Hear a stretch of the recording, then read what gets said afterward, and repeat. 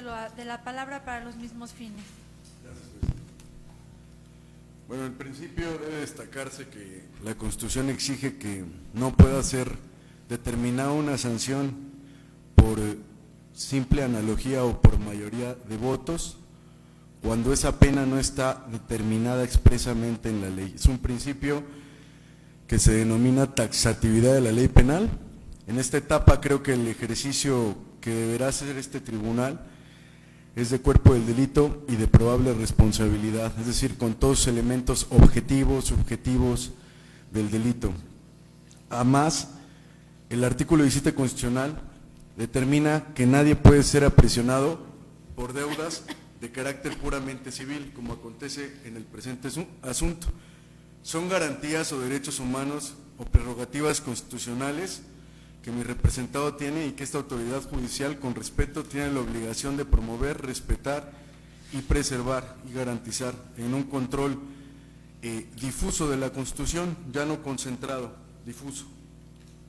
En ese contexto, para hablar de todos los elementos de cargo, primeramente me voy a hacer referencia al contrato que se denomina específicamente contrato de prestación de servicios de mano de obra mecánica de desarmar y armar motor, así como de ajuste y rectificación de motor. Está bien precisado el objeto del contrato. El objeto del contrato es armar y desarmar un motor, el ajuste y la rectificación del motor. En ese sentido, primeramente, hacerme cargo de lo que dice la víctima. La víctima refirió en reiteradas ocasiones que fue al domicilio de mi representado y que vio que la camioneta, específicamente dentro de la parte del motor, al igual que los testigos, estaba desarmado y que habían muchas piezas de las cuales, al no ser un especialista técnico, tanto ella como los testigos de cargo que deponen en contra de mi representado, no podían corroborar de qué piezas se trataban. Estoy hablando específicamente de Gabriel Blanco y de la víctima, de nombre. En principio hay que destacarlo como un elemento en el que el acuerdo de prestación de servicios profesionales pues se tiene que tener por acotado, porque mi representado desarmó el motor. Ahora bien, fue muy enfática también la víctima. Preguntas que hice, que no se estableció en el contrato la obligación de mi representado de expedirle comprobantes de la compra de las piezas que se iban a necesitar para la culminación de este fin del objeto del contrato. Incluso se precisa que ni siquiera el contrato dice cuáles son las refacciones que se tenían que comprar. Y todo ello por la cantidad de 32,000 pesos, que fue muy enfático tanto la víctima como sus testigos en decir que las piezas, el costo paquete de ajuste por la cantidad era de 32,000 pesos, que incluía una serie de componentes que pues se requerían necesarios para cumplir la actividad, ¿no? 32,000 pesos.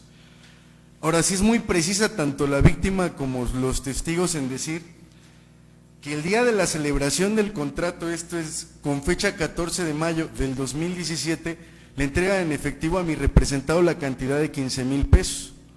A continuación, el día 21 de mayo del 2017, que de acuerdo al contrato expresamente determinado por las partes, tenía la obligación la víctima de entregarle la cantidad de 7,000 pesos a mi representado por el costo total de las refacciones o el paquete de ajustes, no lo hace, sino que entrega únicamente la cantidad de 12,000 pesos, lo cual arroja pues una cantidad menor a lo que tenían pactado, es decir, 15,000 más 12,000 son 27,000 pesos.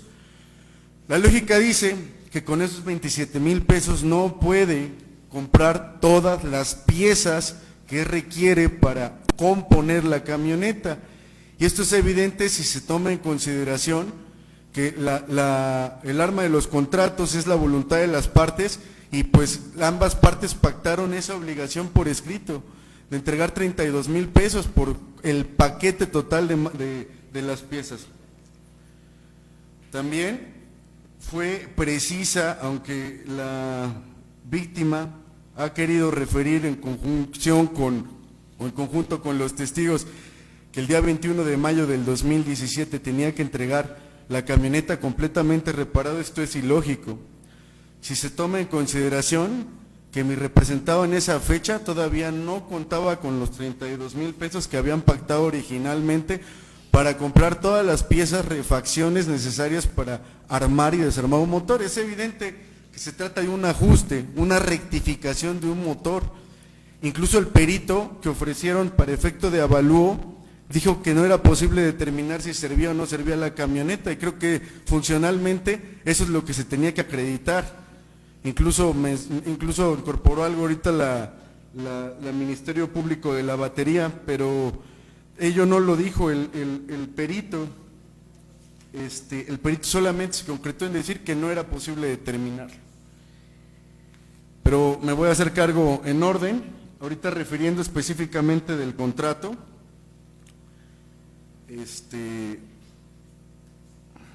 Todas estas cosas pues arriban a la conclusión de que se trata de una obligación netamente civil.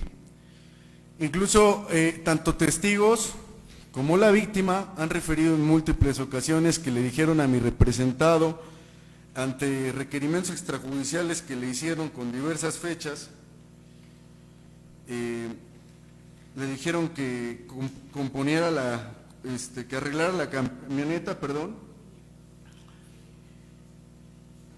y es evidente que si fueron ya con una autoridad administrativa, entonces la Profeco, sí se generaba una serie de condiciones desventajosas para mi representado de cumplirlo, porque le exigían pues cumplir con la obligación de reparar la camioneta sin pagar el costo total a cargo de la víctima de las piezas, y además sin poder gozar de la prerrogativa de su fuente de trabajo, que era pues reparar la unidad y recibir 5,000 pesos. Todas estas cuestiones son pues inconvencionales, inconstitucionales, son condiciones desventajosas de las cuales ya se ha pronunciado la Corte, ¿no?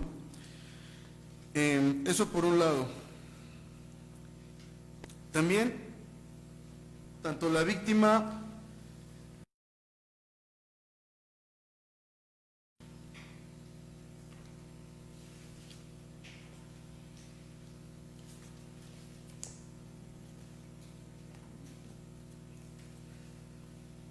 como el perito de nombre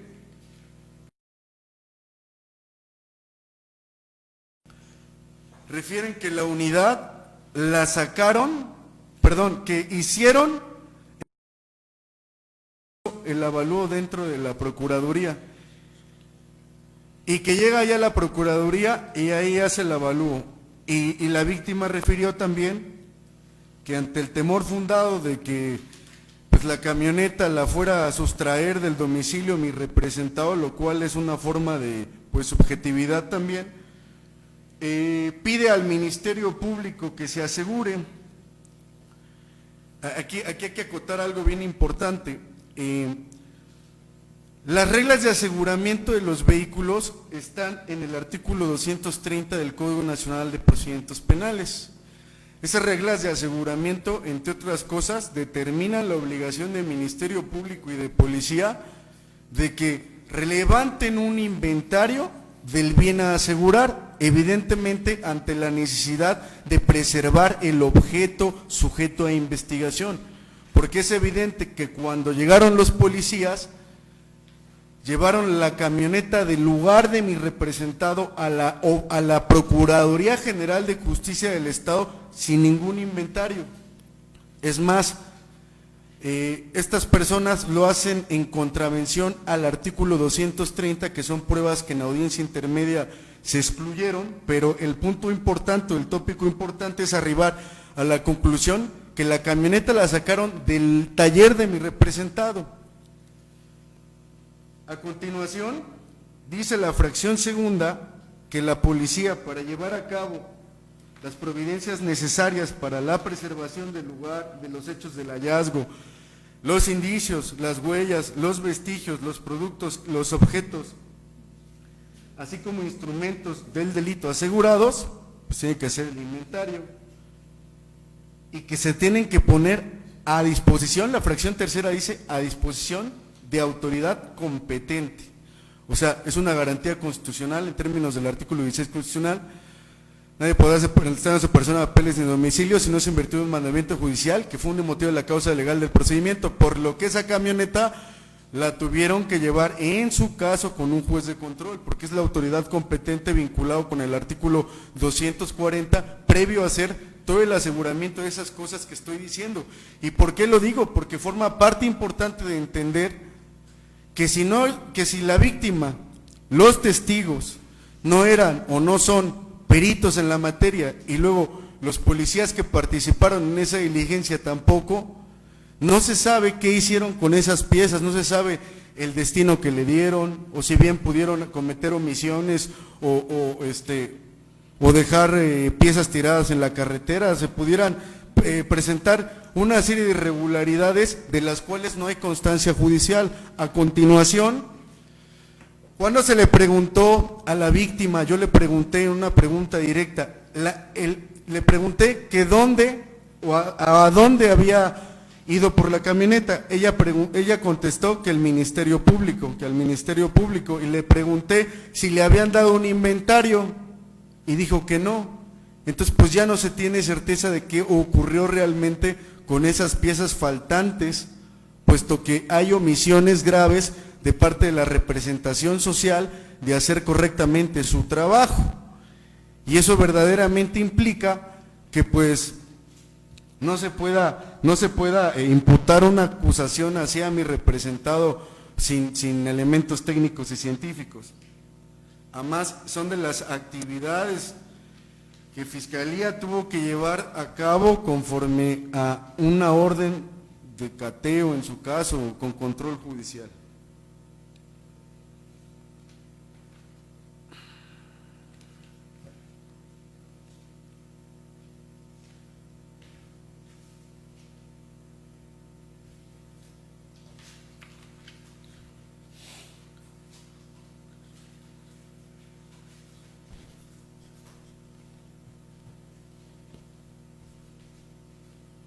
Por cuanto hace al peritaje que dice Fiscalía, es un peritaje idóneo a cargo de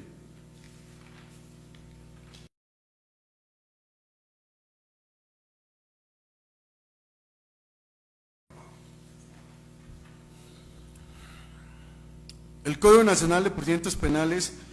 Establece una convicción que debe de llevar este tribunal de enjuiciamiento a partir de una valoración lógica y libre de las pruebas. Entonces, yo creo que la pericial que emite esta persona debe de cumplir con todos los elementos del método científico, ¿no? La ciencia exige necesariamente que la formulación de una hipótesis esté sujeta a una comprobación.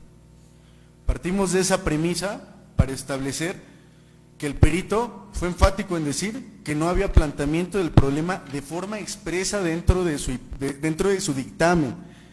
Él refirió que él consideraba que era un problema el que no sirviera la camioneta, y eso parte desde la apreciación de que dice que no funciona, pero tampoco dijo por qué no funcionaba. Entonces esta circunstancia pues no es imputable a mi representado.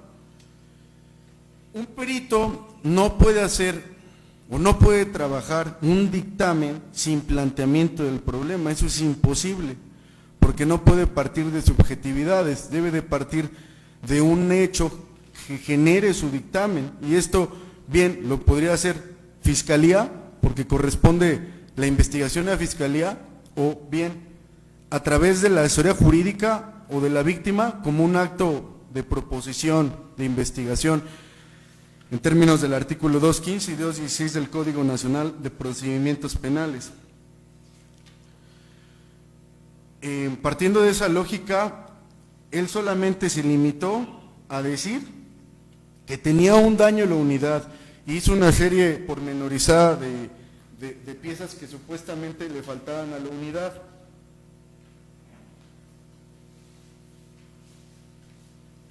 Dentro de esas piezas del método de avalúo y diagnóstico de la camioneta decía que faltaba, por ejemplo, la batería, múltiples escapes, que los parabrisas traseros no cierran, entre otras cosas. Cuestiones que pues evidentemente no son imputables a mi representado. Y sobre las piezas faltantes específicas, sí dijo categóricamente: no adjunté los recibos o los comprobantes o documentos que justificaran el valor de cada pieza, lo cual no genera convicción, porque si bien a lo mejor es ingeniero técnico automotriz, pues no es un peritaje idóneo para efectos de comprobar el avalúo. O sea, desde la lógica de que no sumó las cantidades que supuestamente le faltaban, y además, como se ha dicho, pues Policía de Investigación sacó la camioneta del taller de mi representado.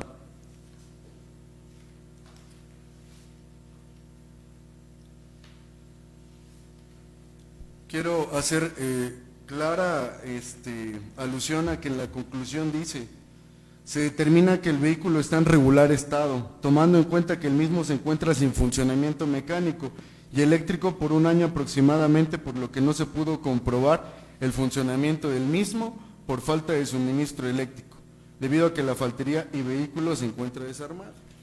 O sea, es una circunstancia no imputable a mi representado, es una circunstancia imputable a policía, a violaciones de derechos humanos, a que no hicieron control judicial, a que no llevaron autoridad competente y una serie de irregularidades que no hicieron correctamente su trabajo la Fiscalía de Seguridad Jurídica y también la víctima. Ahora, yo advierto con mucha precisión que en todas las acusaciones que formulan tanto de Seguridad Jurídica victimal como el Ministerio Público, el verbo rector que utilizan es no cumplió, no cumplió, no cumplió, no cumplió, reiteradamente. Entonces, si el verbo rector con el que acusan a mis representados no cumplió, pues hay instancias jurisdiccionales para hacer valer esos derechos, en su caso, como la Profeco, ejecutar el convenio y no engañar o no dar convicción este tribunal de enjuiciamiento de que desde el principio mi representado no tenía la intención de cumplir con lo pactado en el contrato, porque ya se ha dicho, uno de los objetos era desarmarlo, y cabe señalar que han dicho que sí se desarmó, y cabe señalar que habían muchas piezas y que no las identificaron ellos. El estándar, de acuerdo al principio de presunción de inocencia, como regla de trato procesal y estándar de prueba, es precisamente que Ministerio Público y la Asesoría Jurídica Victimal, sobre toda duda razonable, pasen y acrediten cada uno de los elementos objetivos del tipo penal. En este caso, se trata de lo siguiente: el fraude general que hacen valer es el que, engañando a uno o aprovechándose del error en que éste se encuentre, se haga de una cosa ajena o alcance un lucro indebido. En lo particular, quieren hacer valer la idea del engaño y del lucro indebido. El engaño no está acreditado. El contrato se refiere a una serie de obligaciones que puntualmente la que incumple es la víctima, porque la víctima tuvo la obligación de entregar 32,000 pesos y el 21 de mayo 17,000 pesos, y la fecha de 14 de mayo del 2017 la cantidad de 15,000, lo que hacen 32,000 pesos, lo cual no cumplió y solamente dio 27,000 pesos. Entonces, ¿cómo es posible que exija una obligación de la cual ella tampoco ha cumplido?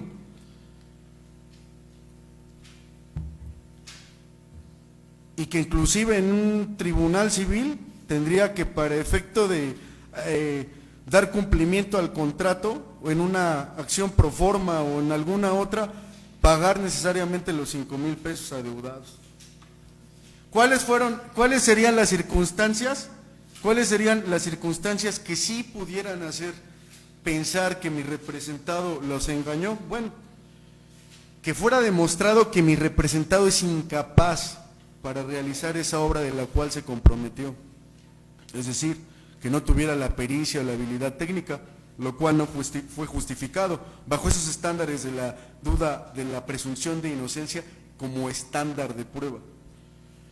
Otra, la situación de lucro por el avalúo. El avalúo, como ya se ha dicho, el perito fue incapaz de hacerlo. Y si dicen que fue por la cuestión de los 27,000 pesos entregados, debe señalarse con toda precisión que mi representado pues también ya ha hecho gastos, incluso que han afectado su esfera jurídica patrimonial, efecto de que pues esto se esclarezca y que se ha precisado que también tanto la víctima como los testigos como el perito no han identificado con precisión qué piezas le faltaron a la camioneta para hacer que funcione. Ese es el eje medular, que funcione. Lo correcto hubiera sido que un perito en la materia hubiera hecho un estudio de eso y no lo hizo. ¿Qué otra cosa hubiera sido factible para acreditar el engaño? Un plazo cierto y determinado, cumplir con una obligación determinada en un plazo determinado. Tanto testigos como la víctima dijeron que el 21 de mayo supuestamente mi representado se iba a encargar de entregar la camioneta, pero ya se ha dicho y es lógico, no puede entregar mi representado una camioneta sin que le hayan pagado la totalidad de las refacciones, pues se trata de un ajuste de motor. Y esta obligación, a pregunta expresa que le hice a la víctima,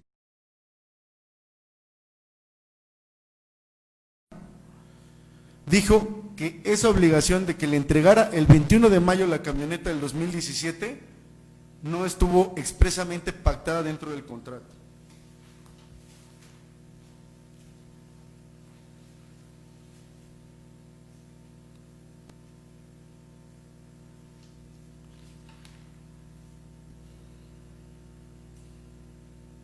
Otra cuestión que pudiera ser objeto de engaño es de que determinaran un precio superior, que mi representado las hubiera engañado y que les hubiera dado un precio superior y que les hubiera dicho son 60,000 pesos de piezas cuando en realidad fueran 30,000.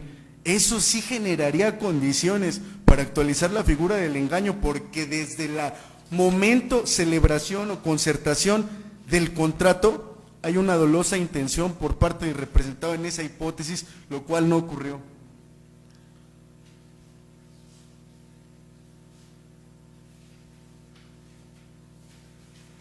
El carro, pues ya se ha dicho, ¿no? Superadamente sobre la cuestión del elemento de cosa ajena, hacerse una cosa ajena, pues el carro lo tiene la víctima. Quiero hacer valer la jurisprudencia, el número de registro 193709, es el Tribunal Colegiado de Circuito. Dice: fraude en existencia tratándose de un contrato privado, no se puede atribuir al incumplimiento carácter penal si no se prueba la existencia del engaño en la época en que se celebró el contrato.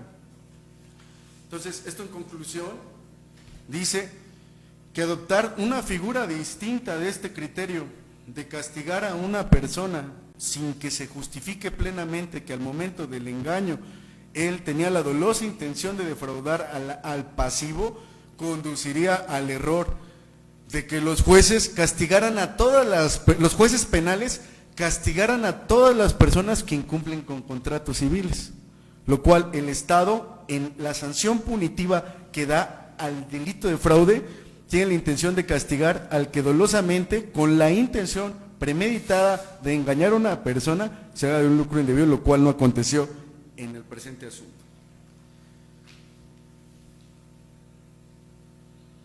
También hacer valer el registro 174716, es una jurisprudencia del Colegiado de Circuito.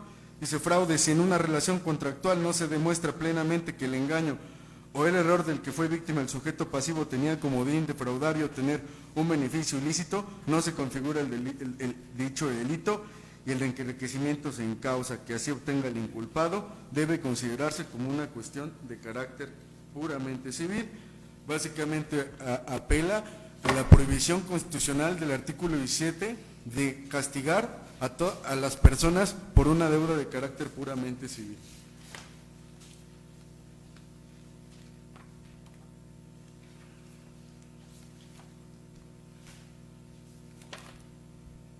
Ahora me haré cargo de lo que dice la asesoría jurídica victimal.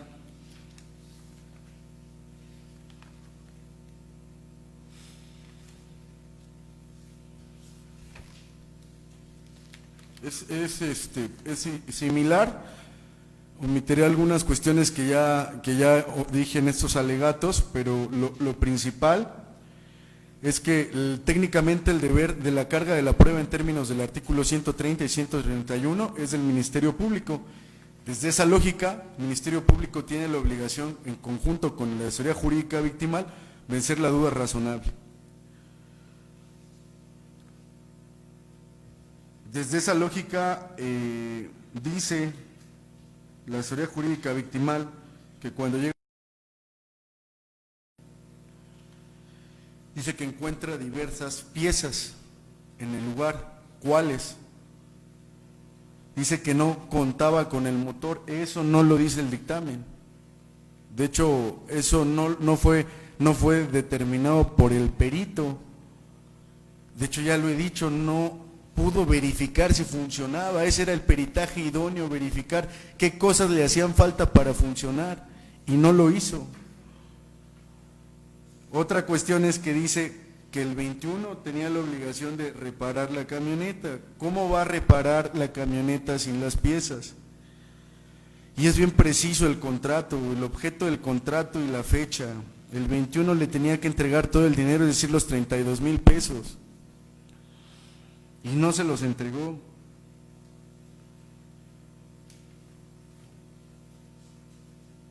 Refiere en múltiples ocasiones que le requirieron extrajudicialmente y por conducto de Profeco el cumplimiento de las obligaciones. Es bien sabido, y esta autoridad pues no es competente en esa materia, porque se trata de una obligación administrativa, que las condiciones a las que sujetaron a mi cliente son condiciones inconvencionales, inconstitucionales, porque no le pueden exigir el cumplimiento de una obligación sin el correspondiente pago de sus servicios, uno, y dos, sin que le otorguen todas las piezas a las que se sujetó el objeto del contrato. Es decir, es una obligación de carácter civil que la autoridad administrativa pues va más allá de sus funciones. Aun cuando mi representado firma, la Constitución dice que todas las personas tienen derecho a que se les reconozca su dignidad como personas. Todas las autoridades deben proteger y preservar esos derechos constitucionales,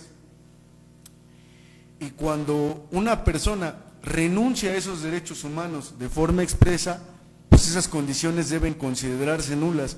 Aun cuando mi representado firmó en la Profeco que iba a entregar eso, pues lo lógico es que no podía entregarlo sin el dinero, y tampoco podía entregarlo con el dinero completo, los 32,000 pesos, y tampoco sin que se le pagaran sus servicios y honorarios. Eso es imposible. Por eso insisto que hay mecanismos judiciales que la víctima tuvo para hacer valer esos derechos, como la ejecución de ese convenio, en su caso en la Profeco, o dos, con Ministerio Público, pero cumpliendo con todas las reglas del artículo 230 y 240 del Código Nacional de Procedimientos Penales, no en autotutela, porque eso fue en autotutela. Lo que hizo Policía de Investigación fue en autotutela. Yo creo que este es abuso de autoridad, lo hace sin sus funciones legales. Y finalmente, pues ser enfático en referir que la presunción de inocencia pues es un derecho poliédrico, y desde esa dimensión del estándar de prueba, todas las acusaciones que ha señalado tanto Ministerio Público como Asesoría Jurídica Victimal tienen la obligación de acreditarlas. Incluso se escuchó en la audiencia que dijeron que mi representado tenía antecedentes criminales y que tenía otras investigaciones contra mujeres y que que se tenía que juzgar el asunto con perspectiva de género. La Suprema Corte de Justicia de la Nación, sobre esos particulares de los antecedentes criminales, ya se ha pronunciado que es un acto de discriminación que se utilicen para efectos de reparación del daño, para afincar alguna acusación. Mientras no se obtenga una sentencia condenatoria ejecutoriada, esos datos no pueden ser utilizados para agravar esta imputación formulada a mi representado. Es cuanto. Thank